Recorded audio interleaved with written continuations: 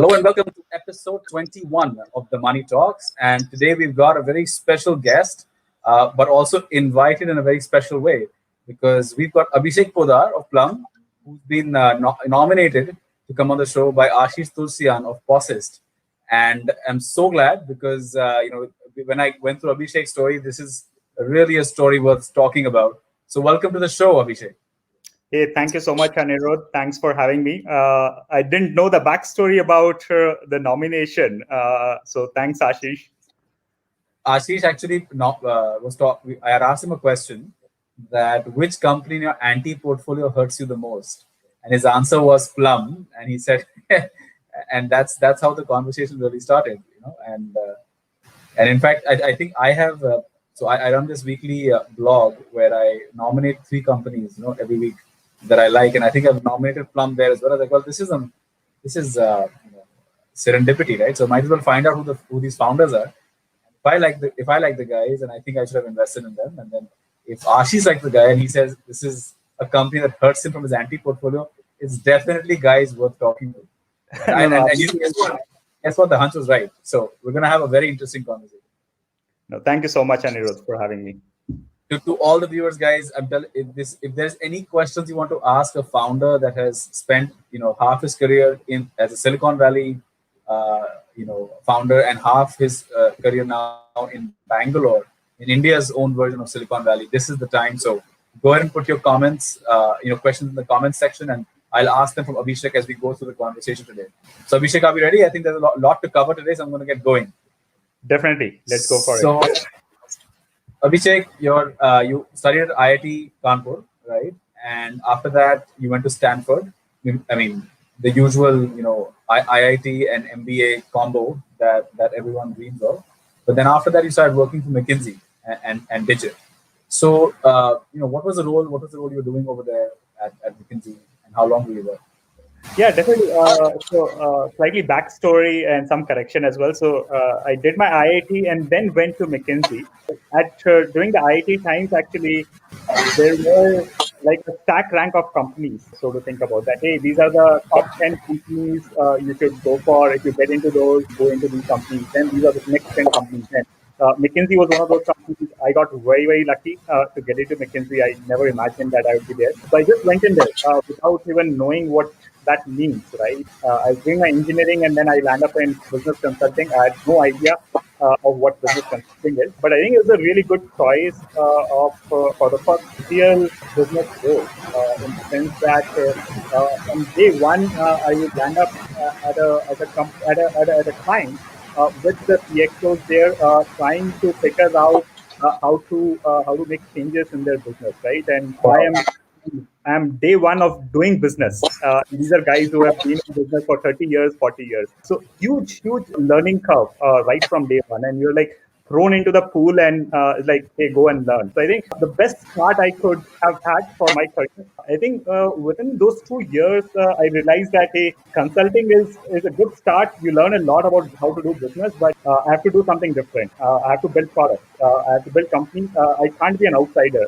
As a consultant, the challenge is you're limited to just saying, hey, what can be done rather than doing it. And my style is, or my comfort is with actually doing it. So the first startup that I joined was Digit. So this was back in 2009. It was a tech and media startup, a very different kind of company where we were building a number of niche media brands. And Digit was one of those brands. It was a technology brand. Really good experience with the startup again. Built that brand, especially the online brand from scratch up. Made it profitable within the first 2 years of doing the business. But that's when I went on to my B school. So Stanford actually happened after McKinsey and Digit. Are you part of that WhatsApp group of all the McKinsey founders? Yeah, so there are 2 groups, and one of them is called a Mafia group. But yes, I know, because you've got 3. We got 4 founders that are in that group today. So we're investors. Wow. No, there's a Mafia group, and then there's actually a huge group of these days. There's a huge group of founders from McKinsey as well. So there is a McKinsey founder group as well. So we've got Manish from Purple, Arvind from Kabaddi Adda, we've got Naya from Devi Chakra, and so on and so forth. Lots of these McKinsey founders actually. I mean, I think there's a different class when it comes to their level of research. I think because I think McKinsey sort of inculcates that into you, right? Research and and good presentation skills, and I can definitely see that there's a huge difference because of that. But do you think that has affected or positively influenced your entrepreneurial style? Yeah, it does. It does. I think, see, it gets the basics right from day one. Basics like how do you be really disciplined about things? How can you communicate really well with either the customers or your team members or whosoever that person is, right? How do you write really well? And it is, so when I say communication, it's both oral and written communication, right? How do you think strategically about building a business? And then how do you actually go deeper into making it happen as well? So I think in a lot of ways, I would say where I am is because I started with a company like McKinsey, which gave the right basics. And then after you got done with Stanford, right, with your MBA, you briefly joined a startup called Swaylo. What was that a career choice, or was that something like you obviously went from these big, large companies with lots of perks, and then you go to a startup, right? I mean, basically, what it was doing was compared to cloud, from what I understand, Correct. and that you were there for a brief time. So, what was there a conscious effort to get into the startup space? Yeah, so that was a very small stint, and that happened while I was at Stanford itself. The idea there was so I was very new to Bay Area. That was my first time, literally in the US and literally in the Bay Area. Right, I'd heard a lot about Bay Area, but I had no clue about what that is. So for me, it was just absorbing as much as possible, and one way to absorb that was being at one of the startups. So I did spend a few months at Swaylo. It was very similar to Cloud. A very early stage, we were a team of 10 people, got a good flavor of all parts of business and building business. But right within the third month, actually, that company got acquired by Yeah. Facebook. That was literally a very very short stint. And again, I was doing my masters. I hadn't completed my masters, so I couldn't just move to Facebook. So that stint ended within those 3 months. But again, a really good exposure to how Silicon Valley startup works and how it's different from an Indian startup. When I say Indian startup, 9.9 Media was an Indian startup, but that was back in 2009, right? Where the startup craziness hadn't happened in India. Very, very few people were doing startups. People didn't know about what the Silicon Valley culture is, right? So the startups in India had very similar culture, I would say, to a mid-sized or a large-sized company in India. And not really a startup culture. Definitely going to talk about that difference because you've actually, if you go through your history, you've actually seen both sides of that. Because, all right, I mean, so were you at all a part of the whole acquisition talks? How quickly did that happen? Like, I know it was Yeah, no, third I, month I in the was field. not. I was not part of the acquisition talk. I was like, I literally joined the company, and I think within a month the acquisition conversation started happening. So I was not the insider into those conversations. I know what happened, but I definitely didn't get the flavor of how the acquisition really happened. But were you there to pop the champagne though, or was that only done by the founders? No, we did, we did. But it was not a big acquisition as well. It was, I would see, and that's one of the other difference between US and the Silicon Valley and the Indian startup ecosystem, right? So one of the things that happen a lot in Silicon Valley is there are small acquisitions that also happen, and it could be an acqui-hire or it could be a real product acquisition. And this was an acqui-hire rather than an acquisition. So it was a very small exit, nothing big to celebrate. But again, it gives exits to people and the investors, even if they are small, right? And it keeps the ball rolling for the founders. And that's one difference, I think, between US and India. I think India have had a few large unicorns plus exits, but India doesn't see that high frequency small exits that can return money for investors and founders, for example. I think that is changing. If I look at the last, I'm just doing some tallying for a media article, and I think in the last 3 years we've seen I think almost 80% of our exits in the last 3 years, and not all of them are massive, Oyo style 150 to 300x kind of exits. Many of them have been 4x, 5x. Like we had Super Daily get acquired by Swiggy. We had obviously Yeah. Find get acquired by Reliance, and now Floats and all that. So I think the methodology is changing. It's a maturing ecosystem, but it's still pretty young. But you're right. I mean, I don't think it's as frequent as saying, here's a great product, company not working out, let's sell the product, move on. Right? I think Indian founders tend to be, for some reason, very very too close, too intimate with their product, as if they're not going to build another one in their lifetime.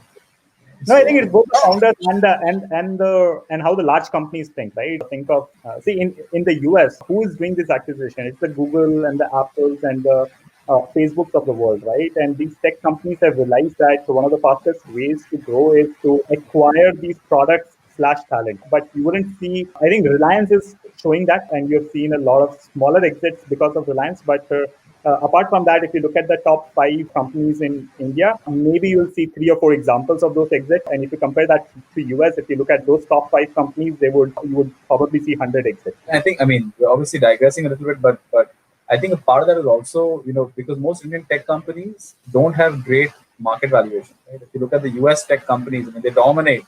I mean, I think I was looking at some statistic. I think of the overall market, I mean, overall GDP, the tech companies of the US probably are worth more than the GDP of the US at this point. But then you left. I mean, you graduated. You started a company called RentZeal, right? And it was a passion project. You're basically renting party supply rentals. Correct. And I'm not sure if the idea came from the Swaylo acquisition party, but seems like it was 3 amazing founders, by the way. And we're going to talk about a little bit about the founders. But where did the idea come from? What was the you know uh, genesis, and where did this come? How long were you there for? I think a year or so. Yeah. But what happened? I think that would have been an amazing story, which is the idea coming from the acquisition party itself. But no, that was not that. It didn't happen that way. It was basically just from friends observing. So in at Stanford itself, we had quite a few friends with small kids, right? These are kids 1 year, 2 year, 3 year old, and we would see them hosting quite a lot of parties. We spoke to them on, hey, how are you setting up these parties? And we saw a lot of challenges in terms of how they would go about renting stuff for a party. So it actually came from the community, from a lot of conversations with our friends at Stanford. The way this actually, so what we were building at RentZeal was we wanted to build a eBay for rentals, right? You had seen eBay, which was bringing the sellers and buyers together on one single platform, and it was solving for the logistics, solving for discovery, solving for payments. This is back in 2012. We thought the world is now going to evolve to a shared economy space where people would rather prefer sharing rather than buying. And this could be anything and everything in the world, right? I mean, in the US, the 2 largest rental industries are cars and houses. But beyond those 2 industries, nothing had really evolved as a large organized rental market. So there were large pockets of rental markets, and party supplies was the 3rd largest market. Actually, if you look at in US annually, $20 billion of rentals, party supply rentals happen, but completely fragmented, absolutely fragmented. All non-tech small mom and pop shops doing that rentals, right? And then you extend that to other industries, be it clothing, be it camping gears. Camping is a huge industry in the US. Again, you extend it to any industry, any product that you could imagine, and there is a rental industry out there. So our idea was, how do you actually build that eBay for rentals? And we explored a few models. We explored a peer-to-peer rental model, figured out that, hey, the market is not yet there to build that. You need a lot of trust in the market, and very hard to build that trust, at least in the next decade or so. So we evolved that into then a more eBay-like, which is small business to consumer product rental. Within that, we chose party supply as the first vertical to go after. So party supply was just a go-to-market for us, was an entry point, but our goal was to go into all the other verticals. Interesting. Actually, I evaluated a lot of businesses like that early in the fund. And I thought there really was a business. I mean, what you were talking about 2012, I thought there was a business there in 2018 in the similar space. But again, it is a very tough space, especially in India. Like you said, more than the trust, I think it's also the we don't really have mathematical models that people understand. Like, it's my acquisition price, my written down value, and then I have to recover this.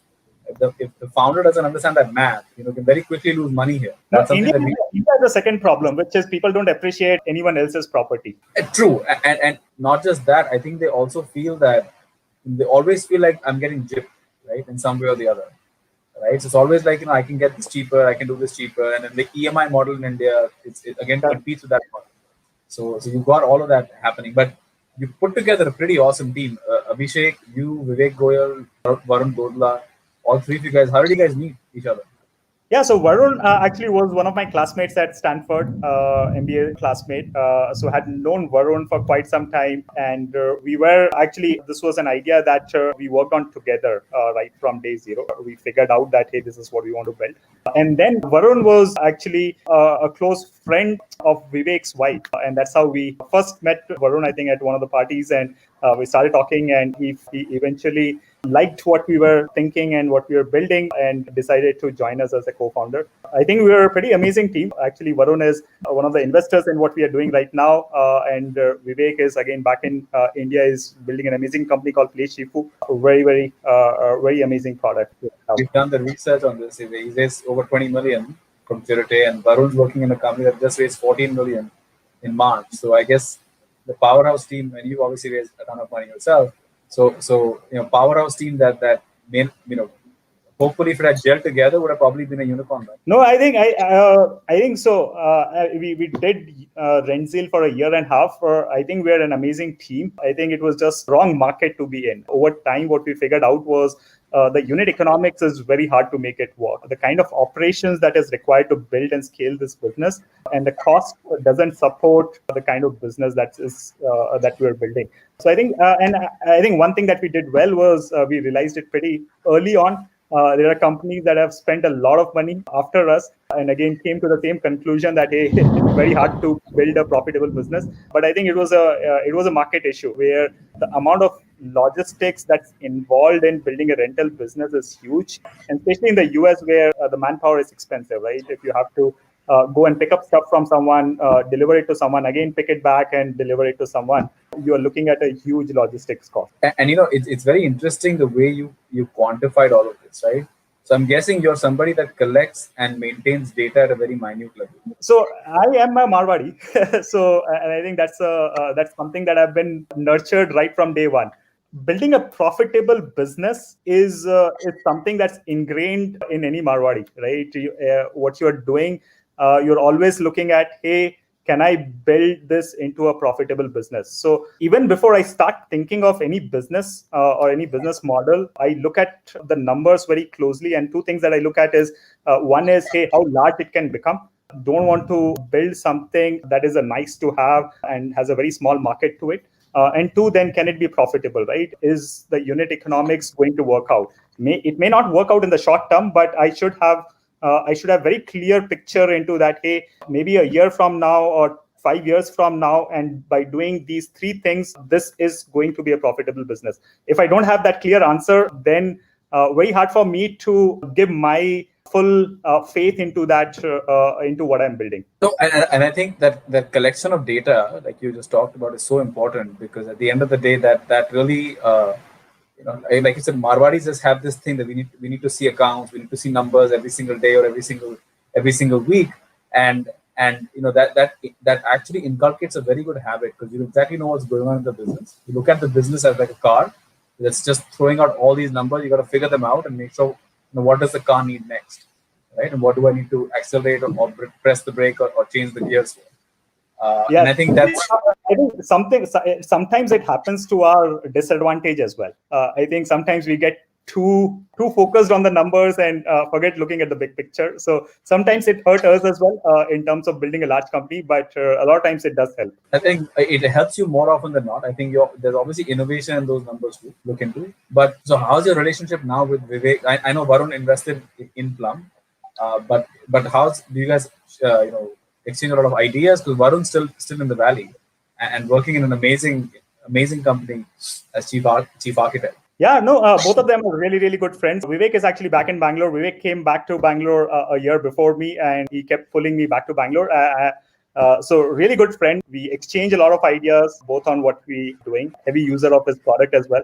But end of day, yeah, really, really good friends with both of them. I think it was just that the idea didn't work out, and then he was someone who wanted to start his next venture immediately, right after that, when it didn't work out. So he moved back to India.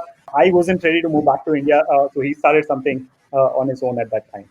Because you were about to do the dream, Abhishek. You were about to go work for Google, and yeah, you worked there for 3 years. And yeah, I had a loan to pay. You had a loan to pay.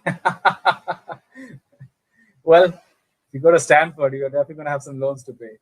But that being said, I mean, what was that like? How did you get into Google? No, so that was actually Google happened right when I was at Stanford. I had done a few interviews during that time and had a few offers, including Google. But when we were doing RentZeal, we had put that off. That hey, we are building our own company.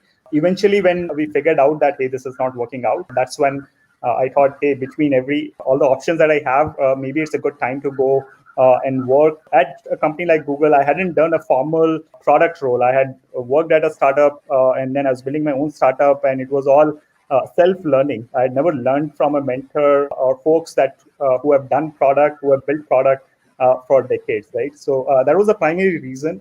I think, again, like I said about McKinsey, right? McKinsey was one of the best places to inculcate how to run a business. I think Google was one of the best places to inculcate how to build a product, how to build in engineering. I think that was one of the best decisions that I could have taken. And the learning that I had, especially in terms of product and engineering, is immense. Did you imagine that when you would go to the US for the first time, be around Silicon Valley, and then you would have Facebook, Google, entrepreneurial experience, acquisition, people making unicorn products, all of that within 5 or 6 years of getting there? Yeah, no, I think a lot of things were, see, if you are in the right place at the right time, a lot of these things just happen around you, right? And you have no control. I don't think I had any control over that acquisition happening. I didn't have any control over Casser doing a unicorn, right? It just happens. I think what's important is you keep doing the right things. If you're doing the right things, if you're working with the right people, eventually the right things will happen around you as well. But I would say, yeah, most of these things were not in my control. But it's almost like, people say you want to go live the Hollywood life. This would be like go live the startup life, right? And be in the Bay Area, and next thing every you throw a stone and there's a founder getting acquired, or a founder, building a unicorn over there. But then you were also part of the Google Pay platform, right? Which now is taking over India. 6 years later, but it's the rage in India today. The Google Pay platform. What was the product? What were you guys trying to build? So this was our second attempt at payments. A bit of background is back in 2011, Google had tried something called Google Wallet, and that didn't work out. That didn't scale up. And then in 2014, Apple had launched Apple Pay, and that started picking up. And one of the reasons that started picking up was Apple is really good when it comes to marketing a product. Apple Pay specifically was a completely new way of making payments. And if you look at payments, it takes decades to change a habit of someone of how to pay. But with the might of Apple, that started happening. The kind of marketing that Apple did, it started happening. And that's when Google said, hey, we should put a second attempt to making a payments product. And that's the team that I joined. So it was called Android Pay at that time. And Google is really good with building 10 different product names for the same product. So we changed from Google Wallet to Android Pay, and it's now called Google Pay. But it was called Android Pay when we were building it. And the part of product that I was handling was the in-store payments experience, which was the NFC-based tap and pay payments. Again, one of the hardest products to be built, I would say, in terms of the engineering. Imagine a product, if you want to make a payment at a store, right, when you're doing a very simple tap, there are at least 10 companies that is involved in that 500 milliseconds of transaction. There is a device OEM, there is a OS that is playing out, there is an app which is Android Pay. Then there are two banks that are involved. There is a Visa or an Amex or a MasterCard that is involved. And then there are different payment rails of acquirers that are involved, right? So how do you, in that context, how do you build a product that can talk to both the hardware and the software layer and talk to these 10 different companies at the same time and make sure that your product works 99.99999% times? Because if your product doesn't have that kind of reliability, if your product fails, let's say if you try to make a payment and it fails 1 in 100 times, you would never ever try it again, because you'll be really humiliated, right? You're basically holding up you're waiting in the queue, you're making 10 people wait behind you. If you fail once, you would never ever give a shot, right? So that was the kind of challenge that we had. So one of the most complicated products to build, but I think in the US, it has started seeing a lot of traction. But India product is actually quite different. The product that you're seeing in India was a completely different initiative. It was started in India by the India team, and the kind of scale it picked up is amazing. We never expected that. Whenever we discussed at Google that, hey, we should build a payments product for India, this was back in 2014, we would never prioritize India. We would think that, hey, India doesn't have any potential for a product like this. And this was a completely different team in India that came up with Google Pay. And I think a lot of that was driven because of what was happening in the Indian market at that time, UPI coming in. But I would say that's a completely different and amazing story. Yeah, it was more 2016, 17. I think this was all happening behind the scenes. I think many people didn't know what was really going on. But now when I read reports about how UPI wants, now other countries want to adopt UPI there because it's such a simple product. It's a proud moment, right? I mean, it's almost a government-backed product that will now get exported across the world. So good. So you were with Google now. What were your takeaways? Google, I visited the Google campus through a personal connect. I was truly amazed. I came back with so many things that I implemented back when I came home to Artha. But for you, what were some of the takeaways you took from Google's culture? Yeah, I would say it's a very different culture than what I'd ever seen anywhere else. It's a culture which is very engineering driven. At Google, engineers are the god. They are the decision makers in a very true sense. And it's because of who the company was started with, right? It was Larry and Sergey who started the company, who are engineers at heart. So it's one of the very, very few companies which is driven by engineering. And there is good and bad to it, right? The good is you are solving the hardest problems because engineers don't want to work on something that's very trivial in nature. So if you look at the most complicated engineering problems, you can expect Google to solve it, be it the search engine of the world or the self-driving car of the world. The bad part is that a lot of times to build a large business, you need a lot of other components, right? Be it operations, be it marketing. And those are things that I would say Google is not good at, because of which a lot of other products, like let's say Google Shopping, didn't work out. Google tried many attempts at e-commerce, never ever worked out. Google tried many attempts at hardware, never ever worked out, right? So it's a different culture, but I think the good part of the engineering culture is, and again, you can say, hey, there are companies like Google, there are companies like Apple, right? But these are two very different companies at the heart. Google is a very bottom-up culture company where the junior most engineer can come up with an idea and actually make it happen, try it out as a product, and actually launch it in the market. Versus Apple, which is very top down. And I think over time I realized that hey, there is a culture that I associate more with, which is a bottoms up culture, which is Google rather than Apple. So if I would ever work at a company, if I would ever want to build a company, I would want to build a Google rather than an Apple. And I think that's what took you next. The next destination for your career at that time was Hypertrack, which is a live location platform in the cloud offering developer tools for mobile application developers and companies of all sizes worldwide. Right? The toolset contained iOS, Android SDKs to generate live location data that is then consumed through webhooks, APIs, or visual experiences on the web. The company raised $8.5 million from a number of very marquee funds, Nexus, Founders Fund. It had Dipinder from Zomato also as an angel investor. How did this, this is the company back in Bangalore, I'm guessing. And so how did this happen? Yeah, no, very interesting story. So this was actually this was an idea originally by Kashyap. Kashyap is again one of the serial founders, but I had known Kashyap for last 10 years.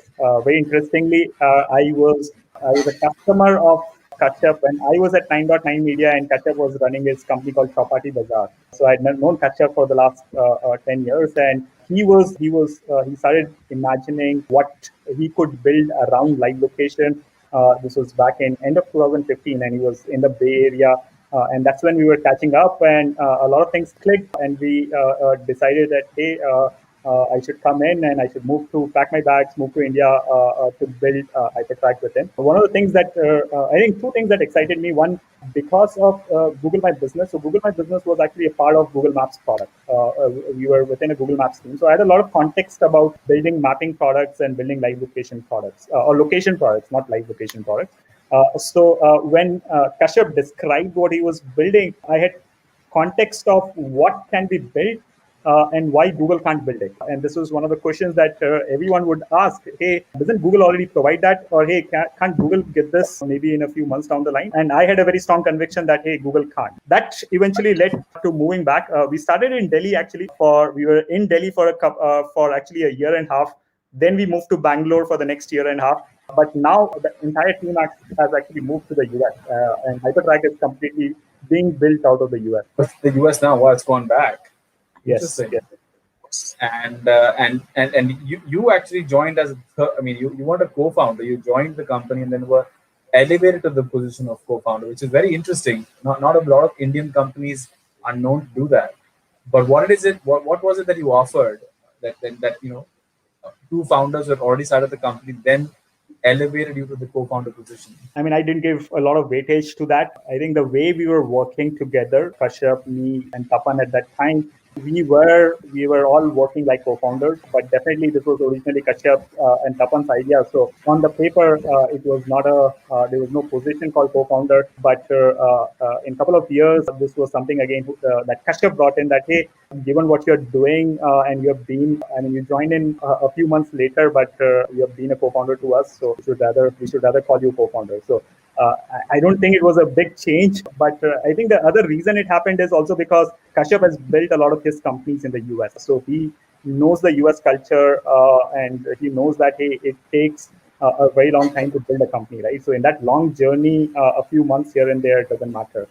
So he always thought folks like co-founder, and he thought that we should formalize it. So, in your opinion, and for the founders that are listening in, right, if you're trying to elevate somebody in your team from the position of, let's say a senior employee or a critical employee to co-founder, what are the three things that you should be looking for in that person? Yeah, I would say, number one, you have to be really, as a founder, you have to be really clear why you are doing this, right? Are you really thinking of that person as a co-founder? And if the answer to that is yes, then and only then you should do it. If you are doing that for some other hidden agenda, right? That, hey, you want to retain that person, you want that person to get into an ownership mindset. That person doesn't have that ownership mindset, but you want to drive that person to have that ownership mindset. I think those are wrong reasons to do that. So my first advice would be that do it only if you truly believe that person is already a co-founder for you, right? And that's the working relationship that you have.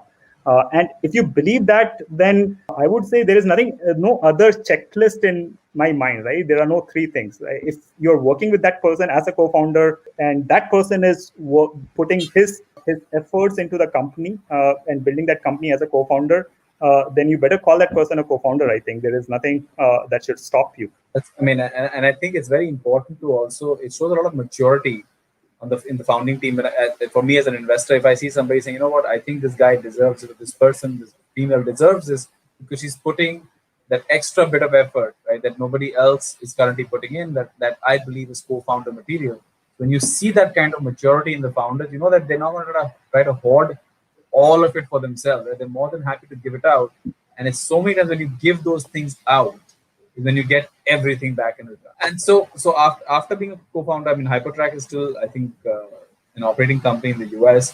What made you leave that and you completely jumped, entire oceans at this point to health insurance and health tech? So we'll get into Plum, but before we get there, what was it that led to the change? Yeah, I think this was a big learning for us. So we were always building Hypertrack for the US market. For the global market, but US was the largest market. But we had this false belief that, hey, we can build this out of India. One of the learnings for us was, hey, if you are building a product that already exists in the US and you are doing it faster, better, cheaper, then you can build it in India because you know what you're building. You're taking some of the advantages of India and building it faster, better, cheaper, right? Hypertrack was a company or a product that we were building which didn't exist globally. And we were trying to imagine, hey, what does a customer sitting in the Bay Area think of Instacart, think of Uber, right? Think of DoorDash and the developers in those companies. What would those people need? And we were doing that sitting out of Delhi or Bangalore. I think over years we realized that, hey, it's almost next to impossible to do that. We kept running around in circles.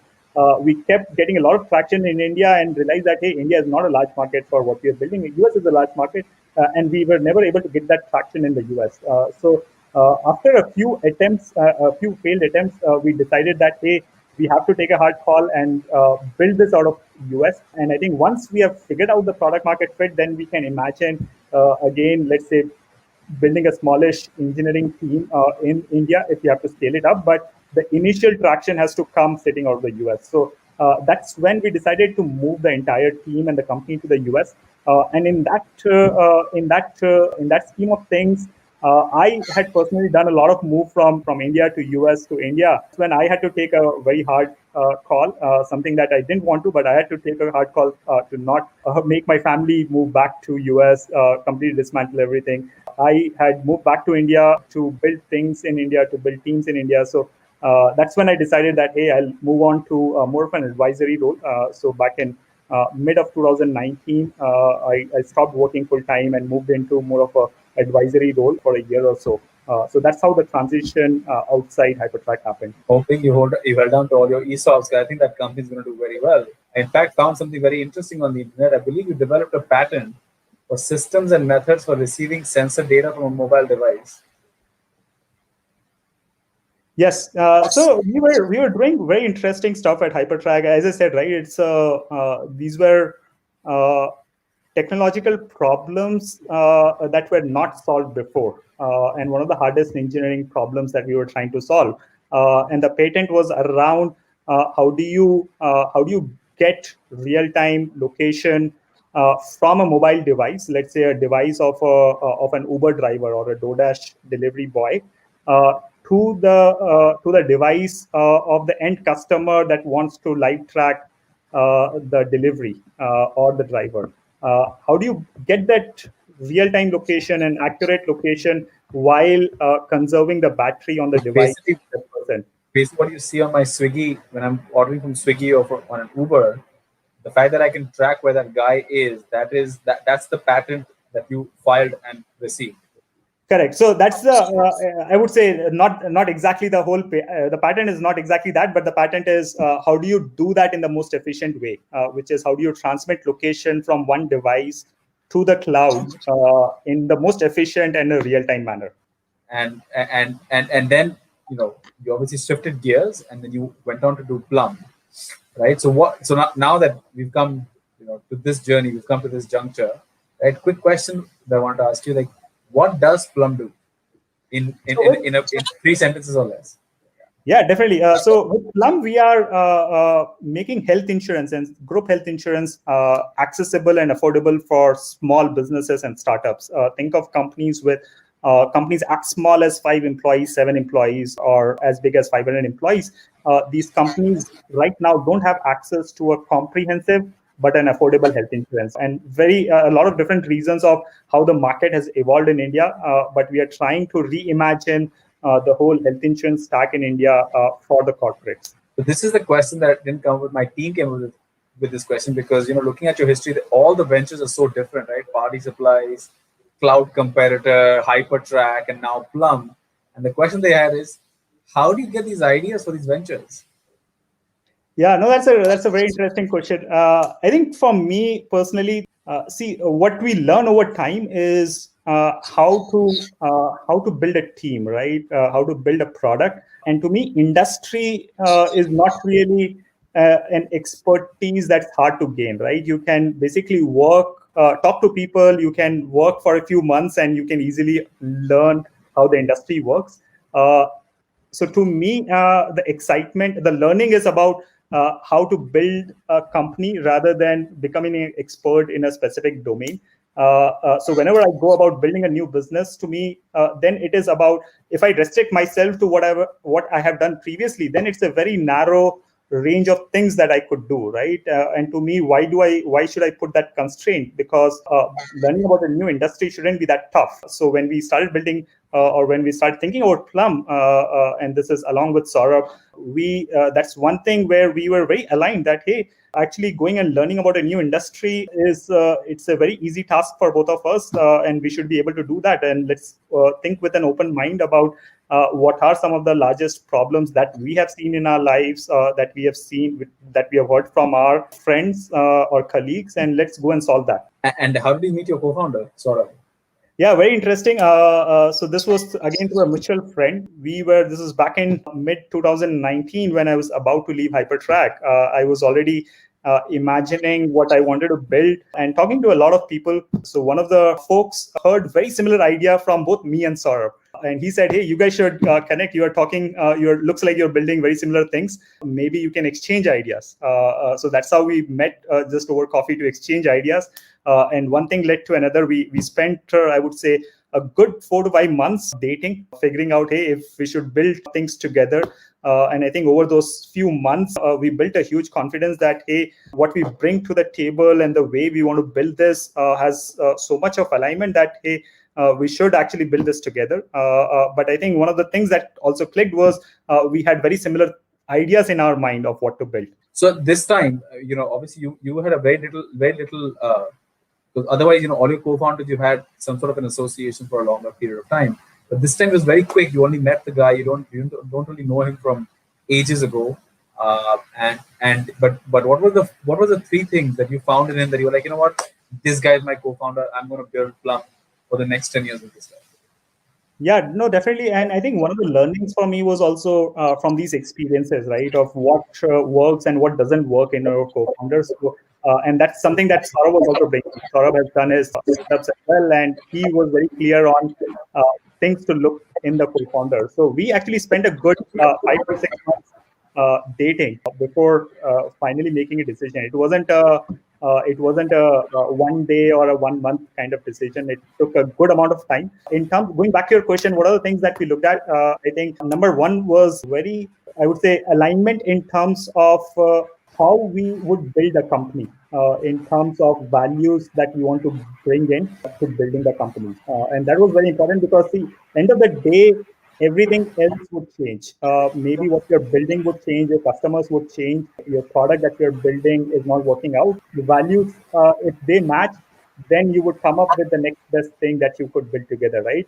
If you have a clarity of why Saurabh is doing this and why Abhishek is doing this, right? If you have that clarity. So to us and to both of us, that was the first thing that we talked about. And that was, I would say, that was a topic where we spent a lot of time on in our subsequent conversations as well. Number 2 was having that conviction on what you want to build. It has to come on your own. If one co-founder is trying to build that conviction in the second co-founder, that makes it really hard, because maybe after a few losses, or in the time of hardship, that conviction can very easily go away in that second co-founder, because it was an acquired conviction rather than your own conviction. And to us, one of the things that clicked, and that was the reason we met each other, was that we had very similar ideas, and this guy said, "Hey, you have very similar ideas, and you should talk." Right? So we had built that conviction on our own and then met each other. And number 3 was, and this was very important to me personally, which is humility in someone that I work with. I have seen 2 kinds of co-founders, both in the US and India, and both work really well, right? There's no right or wrong, but there are founders who, I would say, think of Steve Jobs, right? He's a perfect example of someone who may not have the humility, right? But he built a excellent, a very large company, right? But he's not a person that I would want to build a company with. I would rather build a company with someone like, I would say, Larry or Sergey, right? Who are very, very humble. So to me, that humility was very important.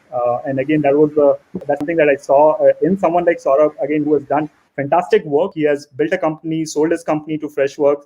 But again, he was a person who was very, very humble. But you are starting a company in an area that you had very little experience in. So what are the challenges of this approach? Because typically as investors, we want to know, hey, listen, how long have you been in this area? What is your experience? Insurance you haven't done. You're not an actuary. You don't really, it's not a space that you understand. So what are the challenges of the approach when you say, in in the middle of 2020, a year ago, you decided, I'm going to build this thing called Plum, and then you went for it. So what are the challenges of the approach, and how do you overcome that? Yeah, I would say we actually saw it as an advantage. See, if you look at insurance, last 20 years, there has been very limited innovation. A lot of insurance companies that got started were by folks who had a deep experience in insurance. But the challenge with that is that insurance is such a old school business that you don't challenge how things are done. You just assume that, hey, this is how underwriting has to be done, or hey, this is how let's say a policy has to be issued or a certain claims process has to happen.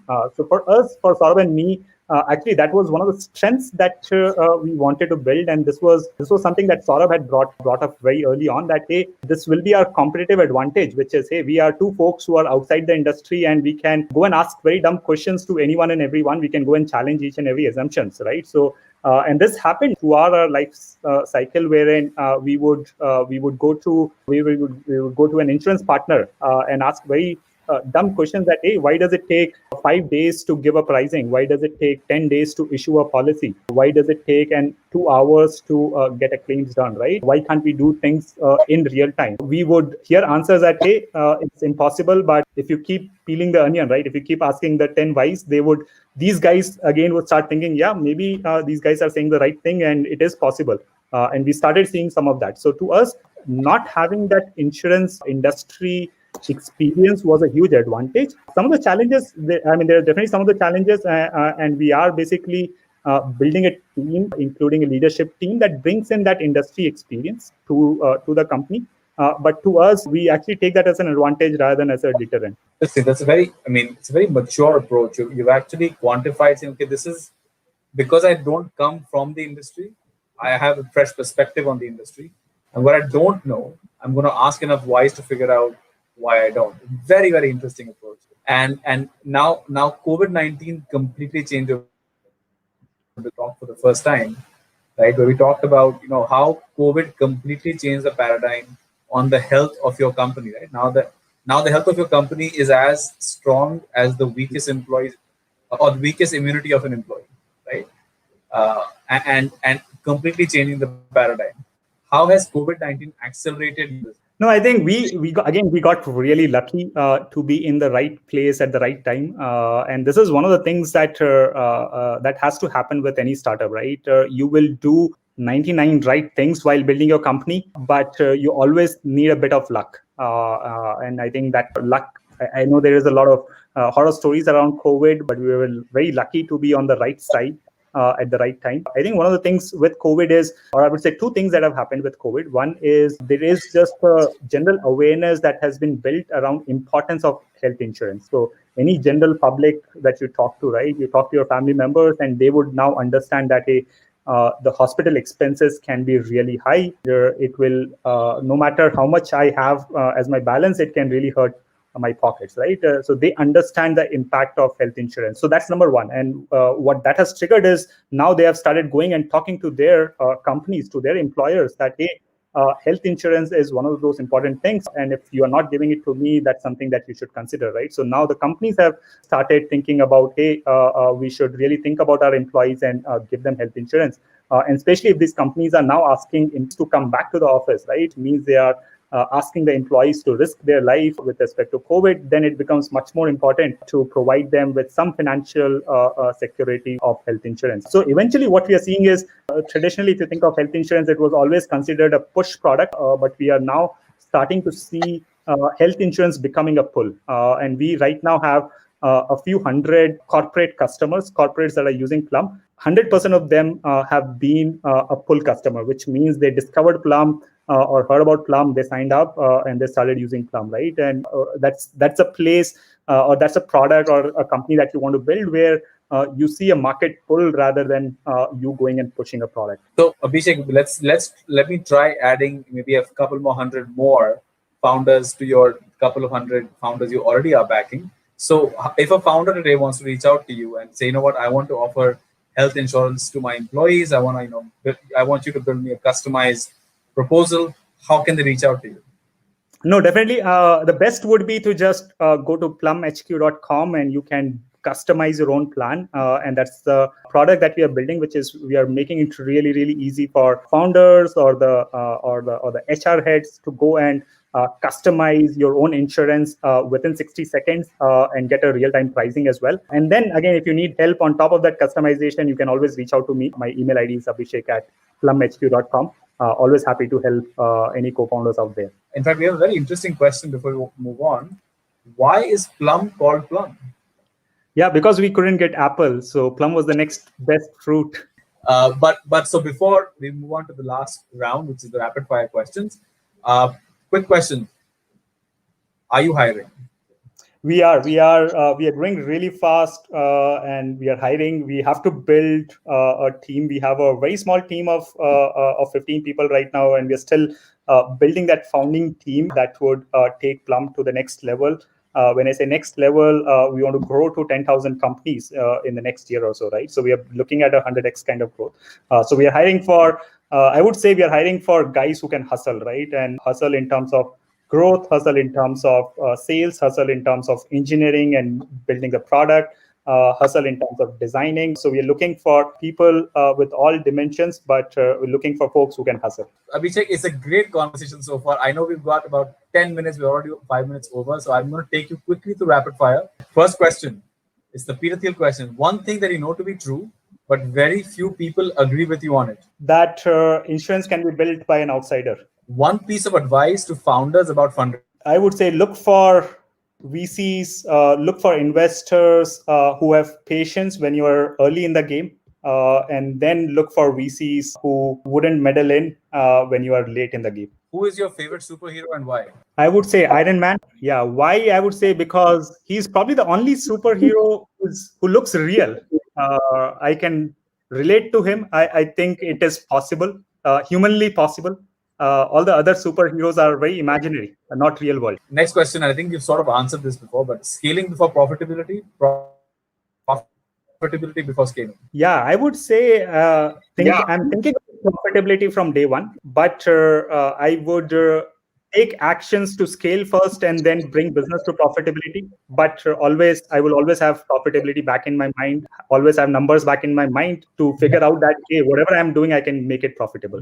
If I don't have that answer, then I won't. If you could pick the brain of one person for 24 hours, ask them anything you want, who would it be? Yeah, I would, because we discussed Iron Man, I would say Elon Musk, because he's a person, again, if I have to put a real person behind Iron Man, right, then I would say Elon Musk. And he has been doing amazing things, right? That guy is a genius. That guy thinks out of the box and then also makes it happen. You see guys who are either geniuses but cannot make it happen, or guys who will use someone else's genius but will make it happen. He's a combination of both of that. One thing you would like to change about the Indian startup ecosystem? Yeah, I would say be humble. I think that's something that I learned a bit from the US, where you would see amazing founders, but very, very down to the earth. In India, this is very, very new, where startups are getting successful. So I think we as founders have to learn how to be humble and stay humble. And that's how we can make it sustainable, right? If you start losing that humility, you start making wrong decisions around yourself, and you start getting wrong people as well around you over time. What is your typical morning like, Abhishek? What's the first 5 things you do in the morning? Oh, first thing. So I now have a 9 months old. I think the first hour or so is just spent with the kiddo, taking care of her and doing the normal routine for her, including making her bath, etc. So very different. If you had asked me 9 months ago, very different answer. Now a very different answer. When do you get your best work done now? Morning? I'm guessing it's night now because morning. Late in the night. Yeah, very late.